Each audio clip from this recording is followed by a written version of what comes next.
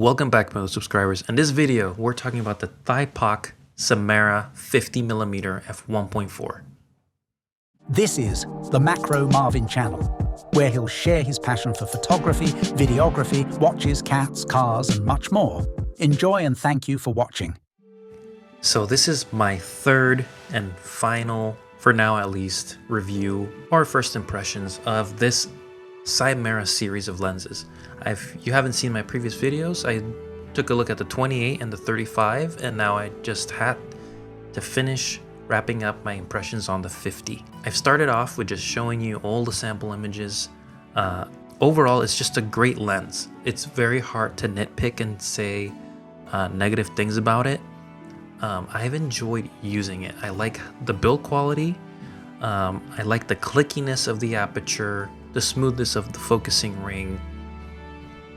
I like the compact size. It being a 51.4, it's really hard to beat how small manual lenses can be. But what we're all here for is the image quality. This lens is very sharp, but it's that sweet spot that I keep finding in their other lenses. It's not too sharp, but it's also not soft. You definitely get that nice pop of contrast in color. I just like the look of it a lot, and it's been inspiring to pick up these compact lenses and just enjoy them. I really haven't had to do too much overthinking when I use these lenses. The focusing has been really easy to do. I was able to test this on the SL2, SL2S. That's just pure manual focus with a great viewfinder, and I haven't had any issues. I've been getting really good at manually focusing. But then on the Sony side, I have the LMEA9 adapter from Techart, and I was able to get autofocus with this lens because it's a Leica M to Sony E with that adapter, and you get autofocus with a manual focus lens. So you can get, because these lenses are so versatile and you can put them on any camera, and there's these special adapters, that just changes the game for me. And I think it adds a lot to how you end up using these lenses.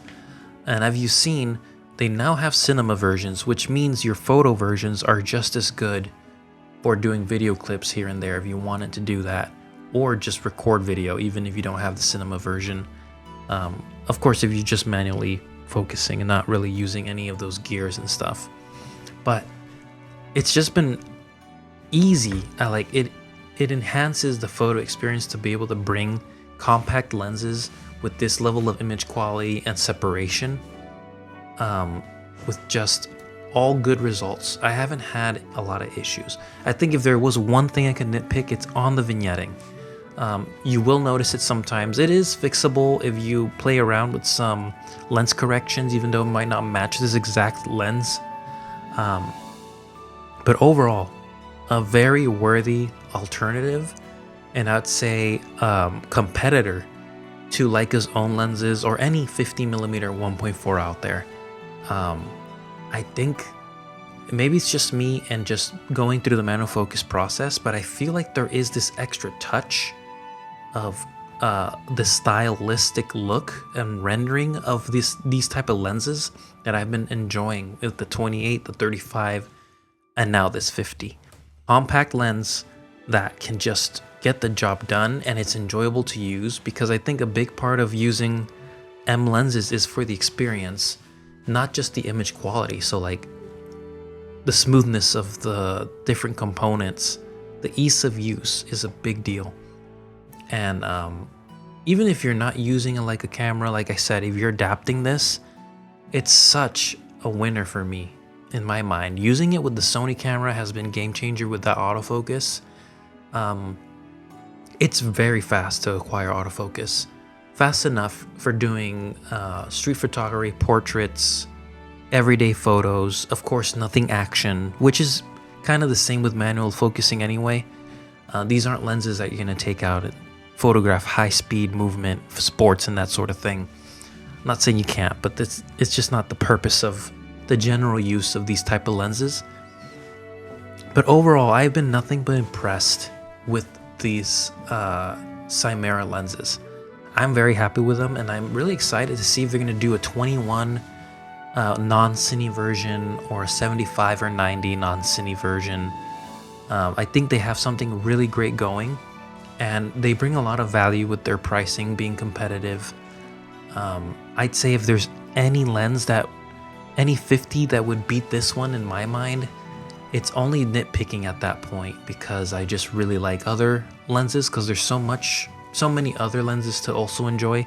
So it's kind of difficult to say which one's my favorite.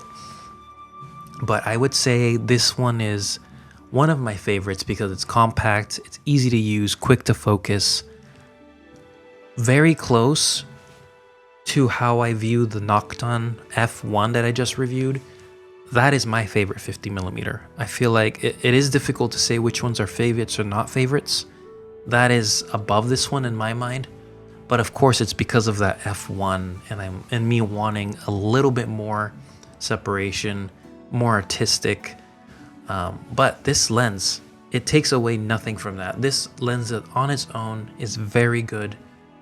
Sometimes you get a slight swirl, which is really awesome. But like I said, you're getting excellent sharpness, a classic look, punchy colors and contrast. That micro contrast is just so good. Very comparable to the Leica Summilux 50. If you take a look at the formula, they're very similar. Of course, you're not going to compare a lens. It's not apples to apples all the time, but for the money, I don't think you're missing out a ton by getting something like this. And even if you're not getting Leica lens alternatives, they're just really good lenses, and you can throw all three in your camera bag and it takes almost no space. So highly recommended from my perspective. And I know this is now later in the game, these lenses have been out for a while now, but I just really wanted to take my time and go through all of them one by one, using them on my day-to-day. Hope you enjoyed the samples, and thank you for watching.